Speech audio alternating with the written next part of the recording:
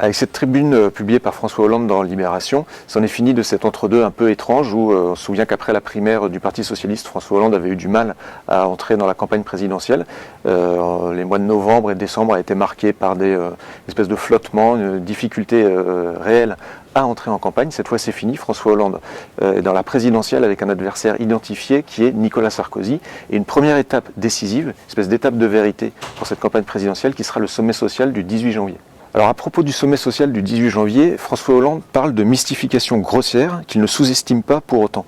Et pour cause, parce qu'en bon stratège politique, il a parfaitement identifié le piège que lui tend Nicolas Sarkozy et qui rappelle un peu celui dans lequel étaient tombés les socialistes à propos de la réforme des retraites à 60 ans et de la règle d'or.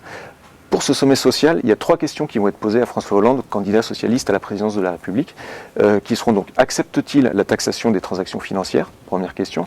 Deuxième question, accepte-t-il de mieux encadrer les chômeurs, de mieux les former? Et troisième et dernière question, accepte-t-il la TVA sociale que défendait durant la campagne des primaires son directeur de la communication, Manuel Valls? Alors le piège, c'est de répondre à ces 3 questions. S'il répond oui, il approuve la politique de Nicolas Sarkozy, il ne se différencie pas. S'il répond non, il ouvre à nouveau le procès en laxisme des socialistes qui avait déjà eu lieu sur les retraites et sur la règle d'or.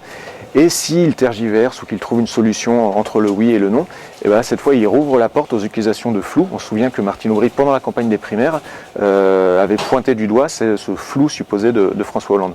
Donc ce sommet social du 18 janvier, c'est vraiment la première épreuve de vérité pour François Hollande dans la campagne présidentielle.